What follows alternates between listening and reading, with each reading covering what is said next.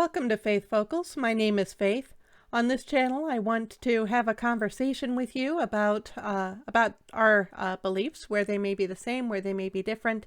I bring my beliefs to the table as a Christian. I've been going through the book of Genesis piece by piece, kind of reacting to it and saying what I understand from the book of Genesis. But what I would really love is to hear your beliefs and how you respond to the things that you encounter, either things on this stream or things in the world at large, what your opinions are and where you get the basis for your opinions. So please leave your comments downstairs in the comments section if you want to engage in that, if you want to have a conversation back and forth.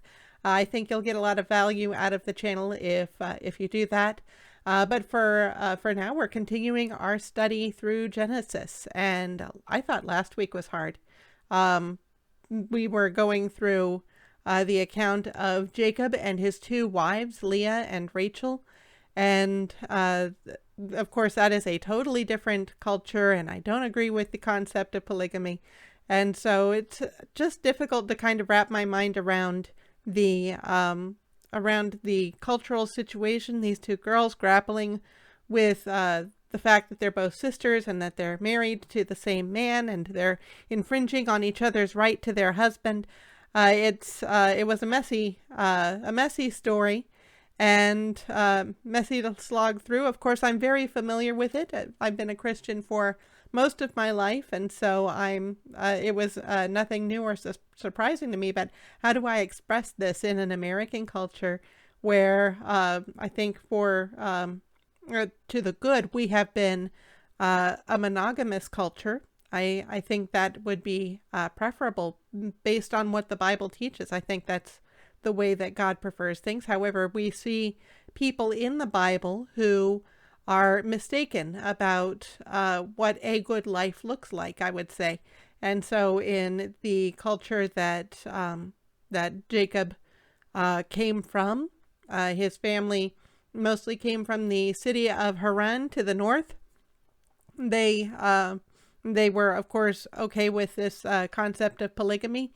In fact, the story with Leah and Rachel, just for a quick recap, is Jacob is running from his brother. He deceived his father into giving the blessing that belonged to the oldest son.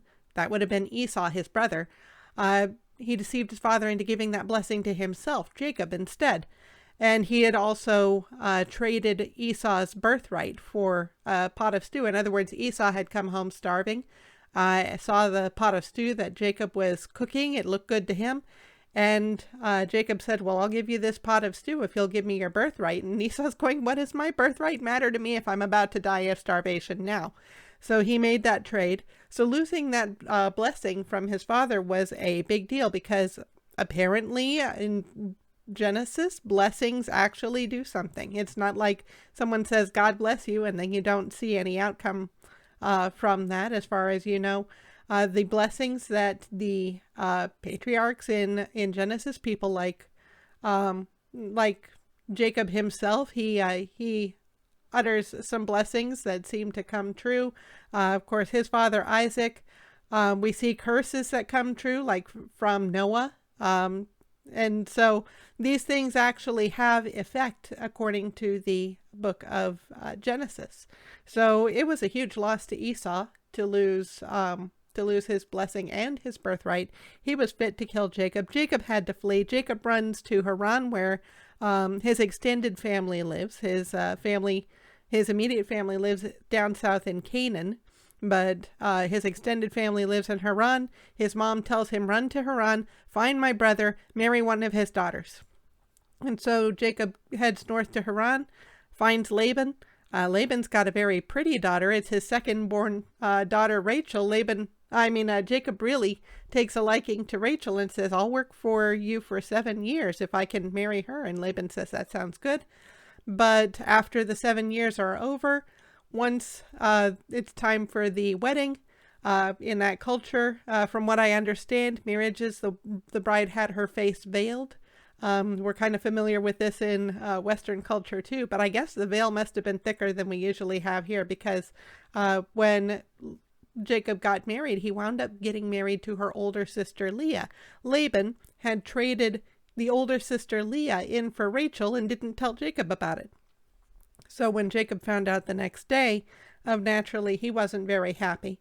Laban had an excuse: oh, we don't marry the younger one before we marry the older one. It would have been nice if he could have informed Jacob about that sometime during that 7-year window. So we see that Laban is a little bit of a trickster here. He switched the one daughter for the other. That got him 7 more years of Jacob's service, right? Because Jacob wanted to marry Rachel. He didn't want to marry Leah. Leah had weak eyes, according to the Bible. I guess in our modern times, she would have been wearing glasses. And I don't know how that would have affected her ability to operate within the house. What Jacob didn't realize is that Leah was going to give him most of his children, and Rachel was going to be barren for most of their married life. But we covered that in last week. So if you want to see the tangle and the snarl that I worked through there, that's great. So this week, I have the pleasure of commenting on ancient Mesopotamian sheep rearing practices. So if I thought I knew nothing about ancient polygamous marriage arrangements, I certainly don't know anything about ancient farming. But we're going to tackle this, and honestly, I do think that God is helping me with this stream, because I walked into the content basically empty-headed, I'll say, where I'm looking at this going, how do I tackle the story that we've got ahead of me? And I kind of had a sort of plan, but didn't have any grasp. I couldn't get a grasp on the content. Again, I knew the content. I'm familiar with the content, but I'm going through Genesis in order. So if I meet something tough to explain, I've got to sit there and figure out how to explain it. So I was going into the stream empty-headed. And as I was preparing, I was able to look up some information, and I think that everything that happens, I don't believe in coincidences. I think that God does work through our circumstances. I think he put that information in front of me, and I'll be sharing that with you toward the end of the stream. But I think what I want to do is I want to go through the stream the way that I was going to when I was empty-headed, right? So we're going to look at this. We're going to look at how confusing this passage is. We're going to wrestle with it as well as we can, and then I'll reveal what I found toward the end of the stream. So we'll get started in the chapter, in Genesis chapter 30. We're kind of in the middle of the chapter. Earlier in the chapter, where I think I'm lower than I wanted to be too. Okay, no, this is the wrong chapter. Okay, so here at the beginning of chapter 30, we're still going through the story of Rachel and Leah bearing children and having their large-scale spat being the 2 wives in Jacob's household. I think part of the reason this story even exists is kind of as an indicator of how badly things can go in a polygamous marriage. So, I'm sure there's more to it than that. It also reveals how God loved each of these women and thought they were valuable, even when they did not consider themselves to be valuable. Leah was bearing children, but she didn't consider herself valuable until she had her husband's love, and she didn't really ever get that.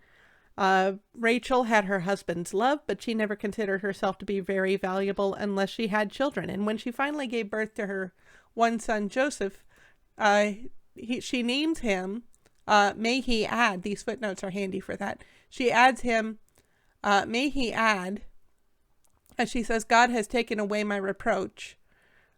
So maybe there's some wordplay here. Means may he add sounds like taken away. So God has taken away my reproach. May the Lord add to me another son. So even Joseph is not good enough for her. She wants more children, then she'll be more valuable. So I, of course, gave my opinions there, so I'll move on. As soon as Rachel had borne Joseph, Jacob said to Laban, "Send me away that I may go to my own home and country." So just to kind of recap, he spent 7 years working for Laban thinking, I'm going to marry Rachel. And the Bible says that he was so in love with Rachel that the 7 years just flew by because he was expecting to be able to be married to her at the end of the 7 years. And then Laban pulled the switcheroo. So Jacob finds himself married to Leah. Apparently, you got to be married to the firstborn first. And so he says, give me Rachel and I'll work for you another 7 years. And I think that the way the arrangement worked, he was able to finish the cultural responsibilities for his wedding for that first wife. And then he was allowed to marry Rachel.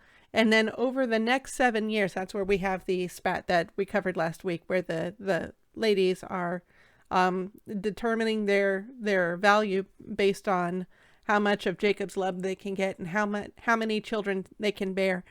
That all happens within that second span of 7 years, that Jacob is working off his debt for being able to marry Rachel, which he practically already worked off, given that first 7 years. It's all Laban's trickery that's making Jacob work longer. So, as soon as Rachel had borne Joseph, Jacob said to Laban, "Send me away that I may go to my own home and country." He's been working for him for 14 years, and now he knows, for 7 years, he's known that Laban is a dishonest man, and he's probably hankering to get away. "Send me away that I may go to my own home and country. Give me my wives and my children, for whom I have served you, that I may go, for you know the service that I have given you." But Laban said to him, "If I have found favor in your sight, I have learned by divination that the Lord has blessed me because of you." So this is kind of an interesting phrase here. Laban saying that he's learned by divination that the Lord has blessed him. Later on, probably next week we'll cover this, we find that Laban has idols in his household. So these are not representations of the true God, the God of the Bible, God who acts in Scripture and tells us in Scripture that he is the only God. He never advocates for idols to be used to represent him. So Laban has other gods, idols in his household. It seems to me like culturally, maybe he really did practice divination and he thinks that he's learning something. But I think there's another alternative here because we've got a footnote. So let's see what this footnote says. It says, "If I have found favor in your sight, I have become rich, and the Lord has blessed me because of you." So that is a really different way of taking this area. We have either I have learned by divination or I have become rich. So why is the way of interpreting this verse so different? So I wanted to look at that really quick. Let's use the Blue Letter Bible interlinear dictionary here. So this shows us the original Hebrew that these words are in. So if you want to use this tool also and be able to look at Bible passages to the level that I'm looking at them, Blue Letter Bible, I keep recommending this site. So we have the name here. You can go to either blueletterbible.org or you can go to blb.org and be able to access all of the Bible in multiple versions and be able to see the original Hebrew and Greek and Aramaic that it was written in. So we're going to find this this reference to divination. But Laban said to him, "If now it pleases you stay with me, I have divined." So this is our word here. For translating from the Hebrew and Greek, they use a specific version, in this case the North American Standard Bible. Whenever you see that S for standard, it means it's running close to the King James Version. The King James was written in 1611 and has long had a positive reputation. I guess the North American Standard Bible runs close enough to the ancient Hebrew that it's easiest for them to translate from. I think I could get more information if I click that, but I'm going to keep on track, and you can look that up and click that question mark if you want to. So we're going to click this link instead and see what this word nehas, or nachash, and I'm not sure I've got that guttural sound correct, but nachash. We're going to see what that means. They say in the King James Version, it gets translated enchantment, divine, enchanter, so it does carry some of that divination kind of feel, but also indeed, certainly, learn by experience and diligently observe. So if we scroll down here, we get to see the verses. Let's see if we can find that learn by experience one, because that doesn't sound like divination. So learn by divination. Interpret omens, divination. Watching for a sign. Oops, excuse me. Sometimes those footnotes get in the way. Use divination. Use fortune telling and omens. Use fortune telling and omens. So there's a problem here because I'm looking for learned by experience, right? It says it should be translated learned by experience. So why are we missing it? That's because we're in the English Standard Version, and this is the King James Version where it's translated. So we're going to change the translation here. King James Version. And now we're going to see the King James translations here. I tend to use the English Standard Version for these streams, in case you haven't seen my previous streams where I explain this, because I think the English Standard Version is a little bit closer to how we speak nowadays. Again, the King James Version was written in the year 1611. So it's far different from how we speak. But interestingly, and Laban said unto him, I pray thee, if I have found favor in thine eyes, tarry, for I have learned by experience that the Lord hath blessed me for thy sake. So this is exactly the verse where it's translated, learned by experience. And we see that there is only one place where it's translated, learned by experience. So this is the place. So then my question is, okay, it's the same word in ancient Hebrew, nachash. So how come it's translated learned by experience here, and divine, enchantment, enchanter, how come it's translated that way in other places? So I'm going to suggest that there's the sense of looking for signs, looking for omens, looking for signs. You can be seeing signs and not seeing omens, right? If you see, for instance, an example that Jesus gave in the New Testament, he was telling the teachers of the law that they didn't know the signs of the times that they were in. And he wasn't speaking of omens because he gave a example. Let me see if I can find this really quick. Yeah, the only verse. That's nice. He answered and said unto them, when it is evening, you say it will... Let me get this back to English Standard Version. It's easy to understand. He answered them, when it is evening, you say it will be fair weather, for the sky is red. And in the morning it will be stormy today, for the sky is red and threatening. You know how to interpret the appearance of the sky, but you cannot interpret the signs of the times. And his problem with the teachers of the law is he, the Messiah, is there present among them, and they should recognize him because they know all the prophecies, and he is fulfilling all the prophecies, even to the point of working miracles in their presence. And they are not acknowledging him to be the Messiah that they're actually waiting for. And he's saying, you ought to be aware of these signs. So I think that's a way that we can take this concept in the case of Laban. Again, I'm not arguing that Laban didn't ever practice divination. It could be, I'm suggesting, that he's saying, look, I've seen my flocks growing because you've been working with them, and it's been you working with them that's caused them. You've got the skill to do it.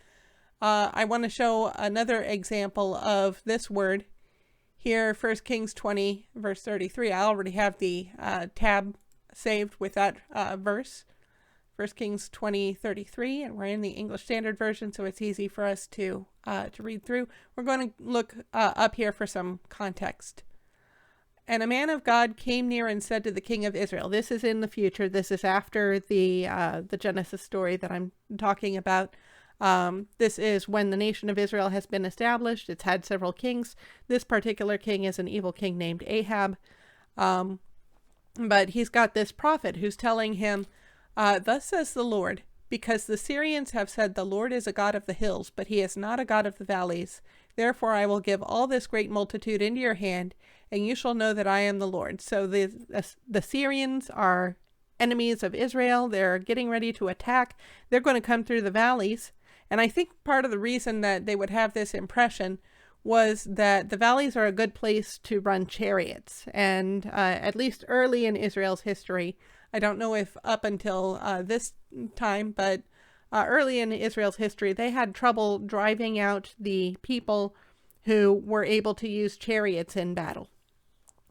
So that may have given Israel a reputation for being losers in valley battle. And so that's where this reputation might have come from. But God is clearly saying that God was going to show his might by defeating them even in the valleys. So it says, and they encamped opposite one another 7 days. Then on the 7th day the battle was joined, and the people of Israel struck down the Syrians 100,000 foot soldiers in 1 day. And the rest fled into the city of Aphek, and the wall fell upon 27,000 men who were left. Ben-Hadad also fled and entered an inner chamber in the city. And if I remember right, I believe Ben-Hadad was the Syrian king. And his servants said to him, Behold now, we have heard that the kings of the house of Israel are merciful kings. Let us put sackcloth around our waists and rope on our heads and go out to the king of Israel. So they're showing sorrow by the garb that they're wearing. Perhaps he will spare your life. So they tied sackcloth around their waists and put ropes on their heads and went to the king of Israel and said, Your servant Ben-Hadad says, Please let me live. And he said, Does he still live? He is my brother. So clearly the king of Israel, Ahab, who is not a God-fearing king, he's not listening for the Lord's instruction here, is inclined to be merciful to Ben-Hadad. Does he still live? He is my brother. It says, Now the men were watching for a sign, and that is exactly the same place here. Now the men, in King James Version, it says, did diligently observe, and that is one of the ways that this word is translated, diligently observe. So the men were watching for a sign. They're not doing divination rituals there in front of the king of Israel. They're looking for a sign, maybe in his face, in his demeanor. And they quickly took it up from him and said, Yes, your brother Ben-Hadad. Then he said, Go and bring him. Then Ben-Hadad came out to him, and he caused him to come up into the chariot. So the king of Israel is merciful to Ben-Hadad. This winds up being bad for Israel. Ben-Hadad gets to leave this situation alive. Later on, he takes ill. The prophet Elisha happened to be in his country in Damascus. Now Elisha came to Damascus. Ben-Hadad, the king of Syria, was sick, and it was told him, The man of God has come here. I'm just going to kind of summarize this so that we can get back on track. The king sends a servant, I believe Hazael is a servant, sends him to go and ask Elisha if he's going to get better. So Hazael meets Elisha, and Elisha says, Go, say to him, You shall certainly recover, but the Lord has shown me that he shall certainly die. Well, long story short, Hazael takes this message back and tells the king he will certainly discover, but emboldened by what Elisha says next, he takes a cloth, dips it in water, puts it on the king's face, and smothers him when he's too weak to fight back. I think while the king is asleep. Oh, it doesn't even say when he was asleep. So too weak to fight back, too sick to fight back. So the king would have recovered. That's why that's the message that God sent back. And Hazael didn't have to murder his lord the king. But because he did, Hazael became king in his place, and what Elisha told him would happen, he fixed his gaze and stared at him until Elisha fixed his gaze and stared at him until Hazael was embarrassed, and the man of God wept. And Hazael said, "Why does my Lord weep?" He answered, "Because I know the evil that you will do to the people of Israel. You will set on fire their fortresses, and you will kill their young men with the sword, and dash in pieces their little ones, and rip open their pregnant women." So lots of vile stuff, definitely war crimes here. But if Ahab had not let the king of Syria go, not let Ben-Hadad go, then Hazael would never have had the chance to rise to power and cause such harm to the nation of Israel. So we'll get back to the other story. I just thought that was an interesting aside. Since we were looking at this concept, the servants of Ben-Hadad were not practicing divination when they were practicing Nachash. They were diligently observing to see a sign. So I don't know about Laban. He could have been using divination. I want to go this way. Or he could have been diligently observing and seeing, you know what, ever since Jacob has become part of this family, the flocks have just really, really excelled. I'm happy he's here. So at the end of the 14 years, when Jacob says, "Okay, I've got my wives, I've got my kids, time for me to go," Laban is saying, "No, I don't want you to go yet. If I have found favor in your sight, I have learned by divination that the Lord has blessed me because of you. Name your wages and I will give it. What else can I give you to keep you here?" Jacob said to him, "You yourself know how I have served you and how your livestock has fared with me." So he's seizing on that. That is something he can use in order to make his point here. And Laban can't deny it. He just said that was the truth. "For you had little before I came, and it has increased abundantly, and the Lord has blessed you wherever I turned. But now when shall I provide for my own household also?" So your house has done well, but I haven't had any opportunity to take care of my own house. That's what I care about. He said, "What shall I give you?" So I'm getting the sense Laban's a shrewd guy. I think he knows that Jacob is building up to a point here, and he's kind of like, "Okay, get to the point. Let me see how great the damages are. What shall I give you?"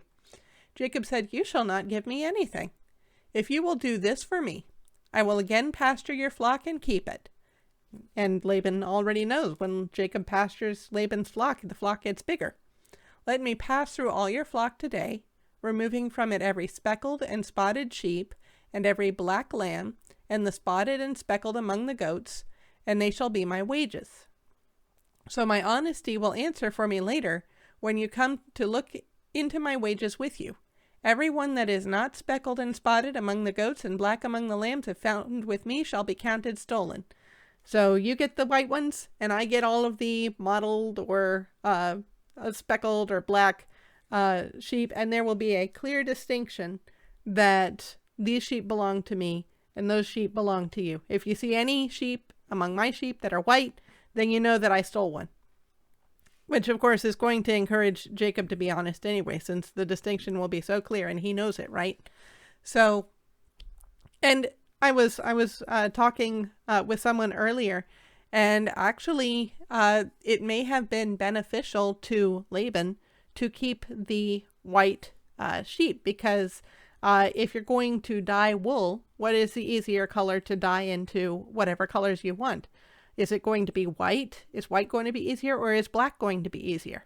I would think that it's going to be easier to dye white wool into whatever color it is that you want for your clothing or your tents or whatever you're going to use that wool for.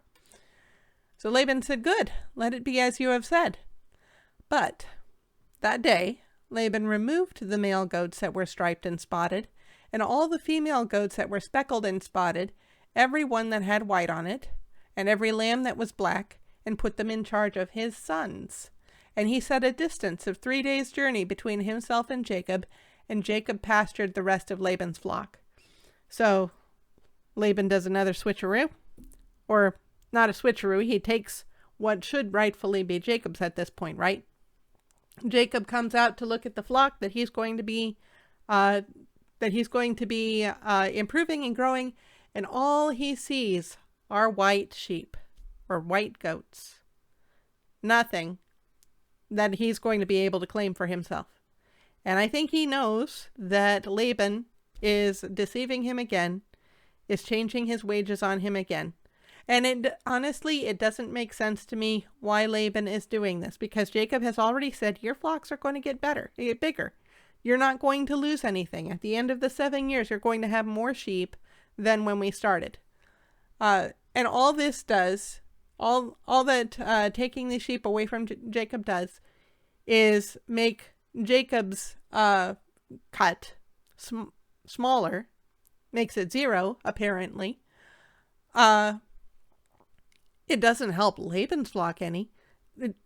Laban's sons are not blessing the flock. Jacob is blessing the flock. Put all of your flock under Jacob. But apparently I don't think Laban is thinking straight here. He's just thinking crooked. So, what does Jacob do? Something weird.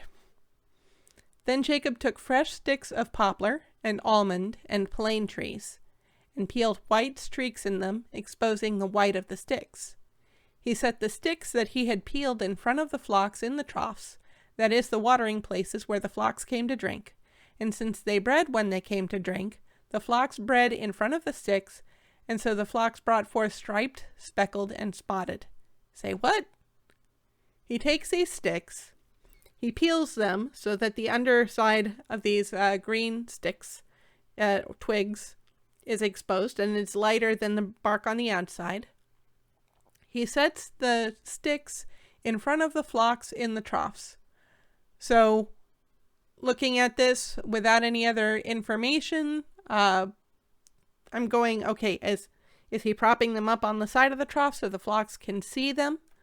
Or is he putting them in the water? Are the sticks doing something to the water? What's going? And then the flocks spread in front of the sticks, and so the flocks brought forth striped, speckled, and spotted. So, does he think the sticks are causing these white sheep to bear spotted lambs? Because we know that's not how it works, right? Gregor Mendel told us that's not how it works. Sure, the white sheep can bear spotted lambs if they've got some recessive gene for spotted coloring, but it wouldn't have anything to do with the sticks, right? And Jacob separated the lambs and set the faces of the flocks toward the striped, and all the black in the flock of Laban. So the wording is weird here. Jacob separated the lambs and set the faces of the flocks toward the striped, and all the black in the flock of Laban. So yeah, that is weird. I'm going to quickly look at the King James Version to see if that makes it any clearer. Get to pull up a single verse here. And Jacob did separate the lambs and set the faces of the flocks toward the ring-straked, and all the brown in the flock of Laban, and he put his own flocks by themselves and put them not under Laban's cattle. So it's still weird even in a very different version.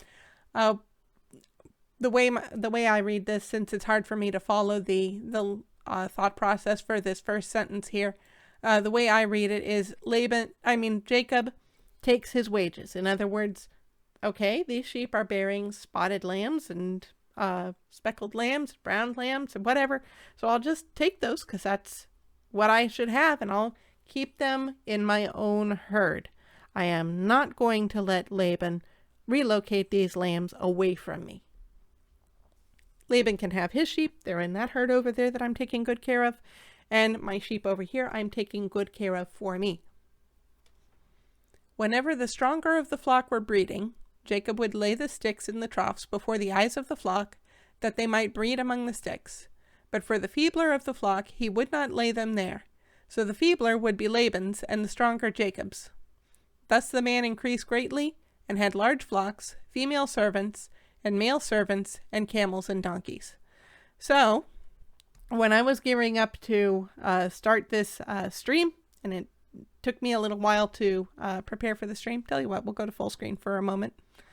As I was gearing up and thinking through how I would approach this, I'm looking at the passage that we've just crossed where Jacob has these sticks.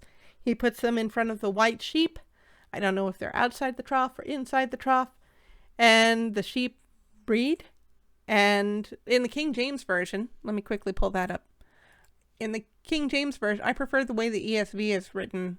Actually, I think it creates less confusion. But in the King James Version, it's this verse here. Let's quickly take another trip there. And he set the rods which he had peeled, before the flocks in the gutters, in the watering troughs, when the flocks came to drink, that they should conceive when they came to drink. So the wording here, that they should conceive when they came to drink, makes you think that seeing these sticks or being around these sticks makes the flocks conceive. But that the King James has an older way of expressing itself. And I think the English Standard Version captures it correctly, where it says, since they bred when they came to drink. So in the King James Version, that they should conceive is translated, and since they bred here. And often in the King James Version, the way the structure of the older English works, I think this phrase, that they should conceive, kind of indicates Jacob knows they will conceive when they drink, because the ewes have their heads in the water. They're just standing there. They're kind of a prime target for the rams. And farm animals are definitely not polite. They're going to take advantage of that situation. That's just the way it works. So Jacob knows that's when the animals conceive. And so he puts the sticks in the watering trough. So I think the English Standard is a little bit less confusing, which is why I like to use it for these studies. And since they bred when they came to drink, the flocks bred in front of the sticks. And so the flocks brought forth striped, speckled, and spotted. So looking at this, clearly Jacob has a way that he thinks breeding works, right? So now we know different, right? Because Gregor Mendel showed us how genes work, taught us the principles of genetics, and we've only been getting better at it ever since then. And we know that it has nothing to do with whether you peel a stick and put it in front of a sheep. So is this just like some folk wisdom that he had and it happened to be working here? What's going on? Apparently he knows how to raise sheep, and that's how he thinks he should raise sheep. So he had a explanation for how the world works, and that was how he was raising sheep. So let's move on to the next chapter really quick. We're going to cover a little bit in the next chapter. Just as a quick reminder, a quick segue. Thus the man increased greatly and had large flocks, female servants and male servants, and camels and donkeys. I think the implication is that the sheep that he does have, he's trading and he's growing his financial wealth and able to acquire other means. He's not just growing wealthy in sheep. So next chapter. Now Jacob heard that the sons of Laban were saying, Jacob has taken all that was our father's, and from what was our father's he has gained all his wealth, all this wealth. And Jacob saw that Laban did not regard him with favor as before. So a quick King James jump again. And Jacob beheld the countenance, that is the face, of Laban, and behold, it was not toward him as before. So when Laban's looking at Jacob, he's not looking pleasant. Then the Lord said to Jacob, return to the land of your fathers and to your kindred, and I will be with you. So Jacob sent and called Rachel and Leah into the field where his flock was, and said to them, I see that your father does not regard me with favor as he did before, but the God of my father has been with me. And he knows the God of his father has been with him, not just because God is talking to him now, but because when Jacob left Canaan, running away from Esau to go and find his uncle Laban, he took a pit stop near a city called Bethel. I think at the time it was called Luz, and then because of this account I'm talking about, the name became Bethel. But he laid down, used a rock for a pillow, and he had a dream where he saw angels ascending and descending into heaven, and God gave him a message. And I actually think it would probably be wise for me to actually look this up and see what that message was. So we're going to have a look at that. And behold, the Lord stood above the ladder, the angel ladder, and said, I am the Lord, the God of Abraham, your father, and the God of Isaac. The land on which you lie I will give to you and to your offspring. Your offspring shall be like the dust of the earth, and you shall spread abroad to the west and to the east and to the north and to the south. And in you and your offspring shall all the families of the earth be blessed. Behold, I am with you, and will keep you wherever you go, and will bring you back to this land. For I will not leave you until I have done what I have promised you. So Jacob already has that promise. And then God tells him, return to the land of your fathers and to your kindred, and I will be with you. So he's got this mandate from God now. Time to go home.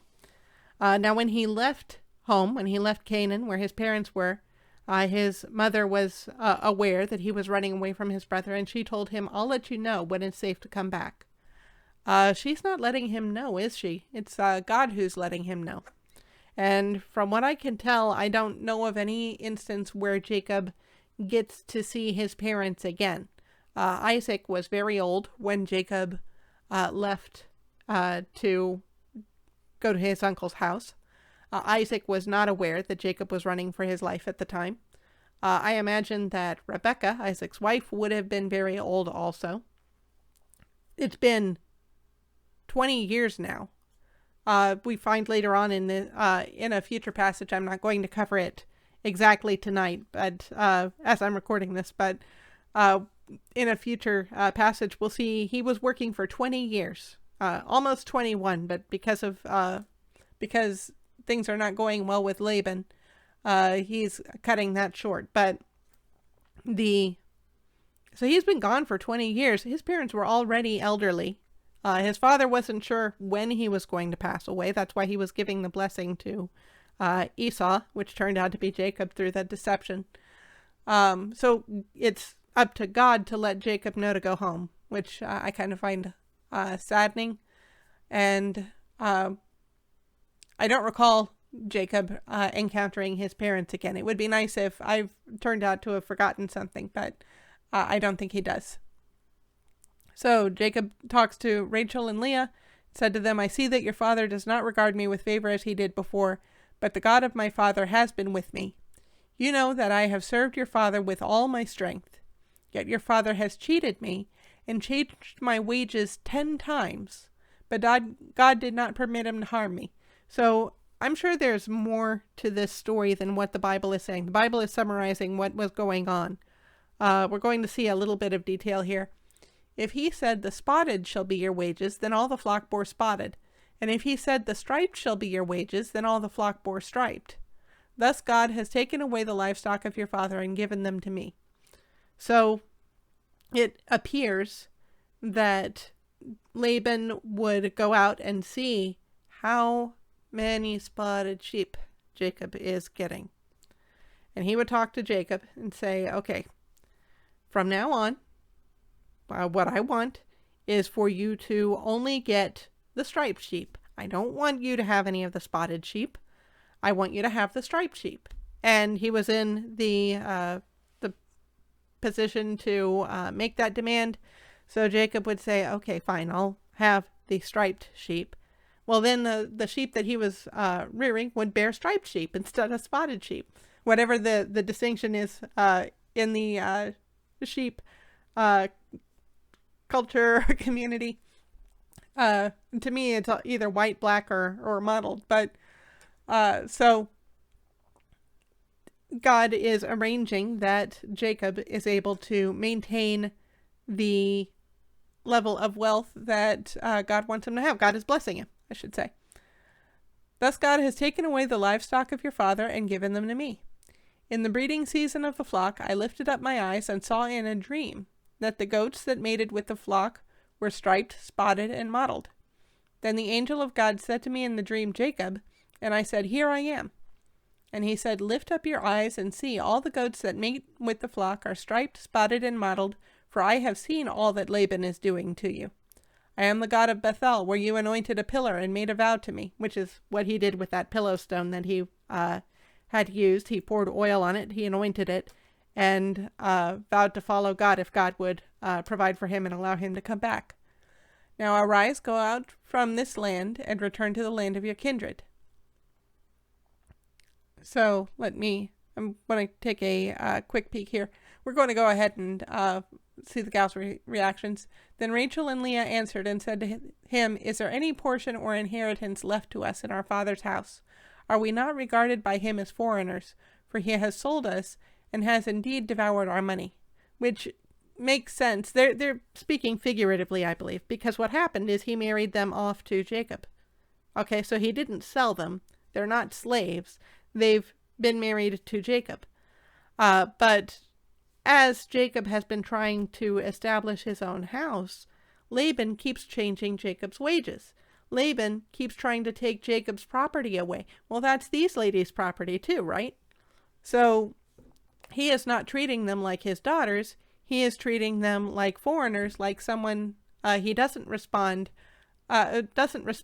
very highly, someone he thinks he can deceive. All the wealth that God has taken away from our father belongs to us and to our children. Now then, whatever God has said to you, do. So Jacob arose and set his sons and his wives on camels, and we're going to cover that later. But we have this section where God is making clear to Jacob that the wealth that Jacob has is not just because Jacob is peeling twigs and putting them in front of sheep. It's because God is giving Jacob the flocks that Jacob gets out of the breeding process. God is allowing the sheep to breed spotted or speckled rather than white, and these sheep belong to Jacob now. And I don't think that Jacob ever doubted that the gift was God's. As I was coming into this stream empty-headed, I was looking at it where Jacob has his own worldly view about how to raise these animals. And then there's also the explanation that God gives him the animals. Which one is true? Do the animals breed spotted because you put these spotted twigs in front of them? Or do the animals breed spotted because God makes them breed spotted? To me, the second one sounds a little bit more believable, right? So I think we have a situation in our modern culture too. America is guilty of a similar mistake here. I've heard a lot of times that people say that science has disproved God. And why has science disproved God? Well, because we know where everything comes from, because the theory of evolution tells us where all the animals are, because we have a materialistic explanation for how the universe came about, right? Except when you look a little bit deeper into all of those explanations, it doesn't take you all the way back to the beginning. You always have to ask, well, where did that event come from? And where did that event come from? And we can't go far enough to explain where the first event came from. We can't do it. That's a logical impossibility. Now, with the concept of God, a being with a mind, I think an example I've heard, let's say, imagine you've got a table with a ball on it. And the ball rolls. So the ball is moving. What caused the ball to roll? Was it that the ball started in a stationary position and with nothing else acting on it, the ball started to roll? No, that's impossible. There has to be some outside force impelling that ball to roll. Either someone bumped the table, or there's a breeze, or something is causing that ball to roll. Now, imagine there's a man sitting in a chair, and the man gets up and walks into the next room. Well, what exterior force caused that man to get up and walk into the next room? Is it necessary that an exterior force caused that man to get up and walk into the next room? No, because we recognize a man has a mind, and so a man of his own will can get up and walk into the next room. A ball does not have a mind, and so a ball doesn't have the will to roll whenever it wants to. So if we look at the universe, we've got all of these materialistic, impersonal forces that get attributed the ability to create the universe that we see today through our materialistic explanations. And that's where we always have to go, well, what was the external impulse that caused that? And what was the external impulse that caused that? And what was the external impulse that caused that? Because there's no mind in the picture to start everything. The simplest explanation for how things start is that there must be a, what is the word I'm looking for? An eternal mind, a mind that existed without a cause, which is what the Bible says that God is. He's a being with a mind that was not created, had no cause. That is the best explanation for whatever the next mindless effect is. A mind puts it into motion. Because otherwise you just have mindless effects, and you're trying to find the proper mindless cause for them. But then the proper mindless cause has to be the effect of something else. So I hope I made that clear. I'm not sure how clear I've been. So we've got this materialistic, in our best wisdom, explanation for how the universe exists. And we say, okay, our materialistic explanation bumps God out of the picture. We don't need a God because we've got this materialistic explanation. But that's not how proof works. It doesn't, having one story for how things work doesn't automatically bump every other story out of the way. Otherwise, a Christian could just as easily say, well, I have God, and that bumps science out of the way, right? Which is, I think, what we get accused of saying all the time. The reason us Christians stick with our God is because he seems to be the best explanation, like I've just explained, with mind versus non-mind causes. So, again, to relate this to the Genesis story here, Jacob could have said, I've got this materialistic explanation for how these animals work, but that doesn't rule out that God is also giving him the animals. So that's what I was coming into the stream with the idea of. I think it's a good way of looking at this, so I'm still putting that in front of you. But as I was setting up, as I was turning on the camera and the lights and making sure my software works and everything, I had a question. I got a question in my mind looking at, here we are, we're back in Genesis 30, and Jacob sees that he's got only white sheep to take care of. And Jacob took fresh sticks of poplar and almond and plane trees. And I thought those are some pretty specific trees to be singling out for sticks. I wonder, are those even good for sheep? I mean, I don't know if he's standing them up on the side of the trough. I don't know if he's laying them in the water, so they're affecting the water some way. Would that poison sheep if they had that in the water? Apparently not. But why poplar, almond, and plane trees? Why these 3 trees? So I went on Google and I asked Google, typed in my dumb question, are poplar, almond, and plane good for sheep? Well, naturally, those terms are going to turn up a lot of references to this Bible passage in Google. But I found one that was interesting from a source that I trust, the site Answers in Genesis. So we're going to pull this up here. There we go. As you see, it's referring to poplar and kind of spoiling it a little bit. So I'll take us to the top here with the all the white sheep that we have in the picture, Answers in Genesis. And if you want to look up Answers in Genesis, the entire website, I think it's a good resource, especially if you've got questions about Genesis and why Genesis makes sense. Does Genesis jive with science? I think this is a good resource to go through. These are people who believe the Bible, believe that God created the earth in 6 days. They're young earth creationists, which is a subset of Christians. And I also, by the way, am a young earth creationist. So they come at the Bible as the Bible was written. They don't try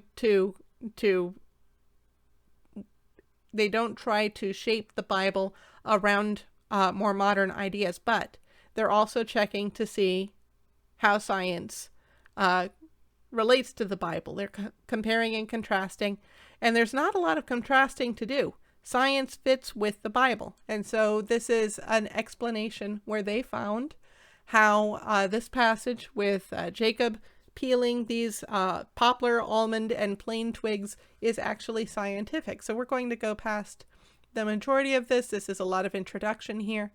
We've already covered a lot of this. We're going to look at, and I'm going to try to summarize all of this because they're quoting from studies. We'll look at the footnotes here. We've got, starting from footnote 3, someone did a PhD thesis talking about the pharmacology of salicin derivatives in sheep. We've got an article from the Animal Feed Science and Technology. I guess that's a magazine periodical. Grassland Research and Practice series. Internal Journal of Herbal Medicine. Practical Materia Medica of the Medieval Eastern Mediterranean. Pharmacologia 7. So they're looking at these journals regarding these studies. So maybe I'll post a link to this site in the description so that you can click the link and come to this article directly. But if you want to go to the Answers in Genesis website, you can't see the words here on the screen the way I've got it cut, but I'm looking at answersingenesis.org. Will take you to the whole site, the whole resource. And then, of course, you can do searches and research to your heart's content about the scientific basis behind Genesis. But then I'll put a link to this specific article so that you can read through it yourself if you like. But poplar, apparently, you can feed poplar to sheep. And it makes sense to me. Sheep are related to goats, and goats have a reputation for eating everything, so I probably didn't need to worry about sheep being poisoned by plants. But apparently it causes better reproductive rates.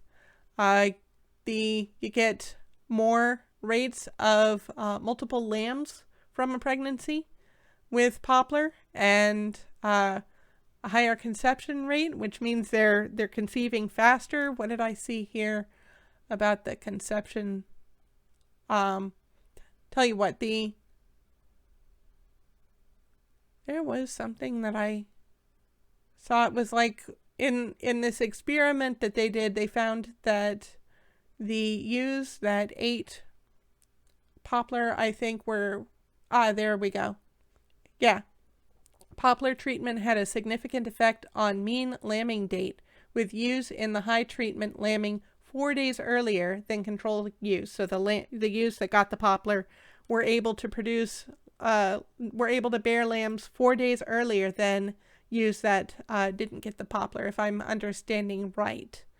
I'm not. You can double check how these studies were laid out if you're inclined. But the reason this works, the reason the poplar is effective, is apparently it has what are called condensed tannin and what is that other one? Salicin and condensed tannins.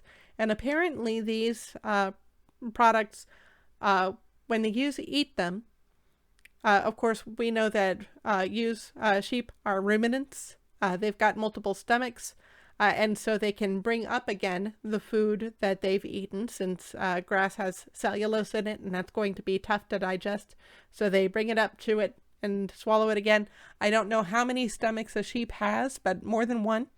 And so when they bring their food up again, the salicin and the condensed tannins allow them to get more protein out of the grass, out of the cud they're chewing, and apparently they can get it from the microorganisms in this vegetation also.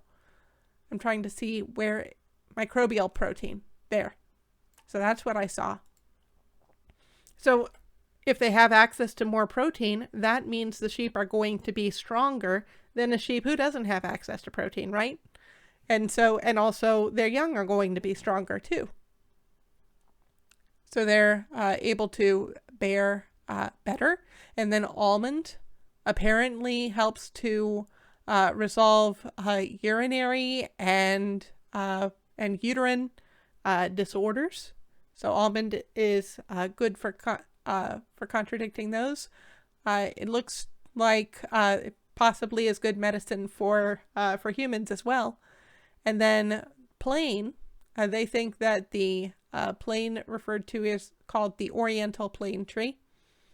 And plain is apparently an anti-inflammatory medication for sheep, and is also used in aromatic liquids, herbal remedies.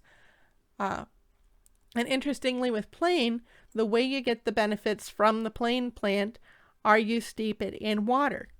So interesting that Jacob actually knew a thing or two about which plants to put in front of the sheep, actually probably put them in the water of the sheep trough, and then that the plant's benefits would leach into the water that the sheep were drinking, and the sheep could also eat the plants out of the water. And so this was helpful for the female, also helpful for the males. Males can use more protein and antioxidants and good gastrointestinal health too. So this would have produced strong flocks. And so I did not know that before I was starting the stream. Praise the Lord that he directed me toward an article from a website that I do trust. I believe they're doing good research to come up with their explanation for how science actually fits with the Bible, and what makes the Bible... the science doesn't make the Bible believable. The Bible is the Word of God. God is the creator, and God does not lie. God created all truth, and so it makes sense that the Bible will have truth.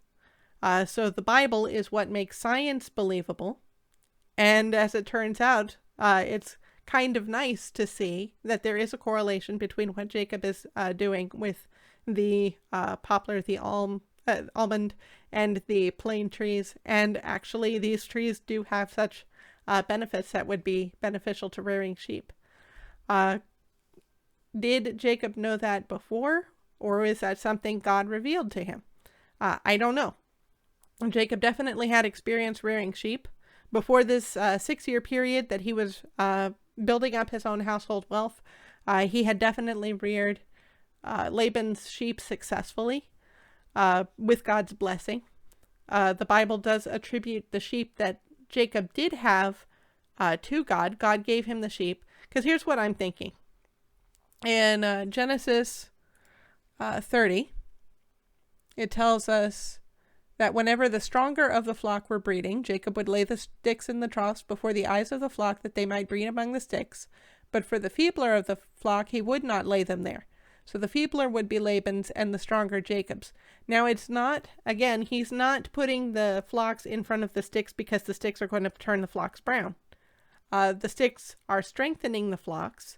And if you're farming animals, it makes sense to me. The ones that you want to breed are the stronger ones. So you have more of the stronger genes, and your next generation will be stronger, and it's an upward cycle. So I think Jacob is even benefiting Laban, because what if a white sheep comes from a union between a ram and a ewe? Then that white sheep is Laban's, and that white sheep will be stronger. So to me, it looks like Jacob is just practicing good farming practice to the benefit of whoever. As it turns out, the flocks are breeding mottled and spotted. They're not breeding white the way that Laban expected when he gave Jacob an entirely white flock. So praise the Lord on behalf of Jacob. I am glad that Laban was not successful here, since he is so deceitful. And I look forward to continuing on and telling you how the rest of Jacob's story goes. But for now, I'll cut that off here. And please do leave your comments downstairs. Let me know what you think in the comments section. I'd love to have that conversation with you. And if you do present your own viewpoints, I want you to know that it's my goal that if I encounter a viewpoint that I disagree with, I want to get to know your point of view, your worldview so well that if I needed to, I could present it in such a way that you would agree with how I present it. So I'm here expressing my beliefs because that's part of the conversation. We're both contributing information, but I recognize you've got something different. I want to at least be aware of what people around me believe. I don't necessarily have to agree with those beliefs, but I'm better for knowing the reasons that people believe what they do, especially if you've got good reasons. So I'd love to learn more about what it is that you believe, and I look forward to your comments downstairs. In the meantime, God bless you, and have a good day.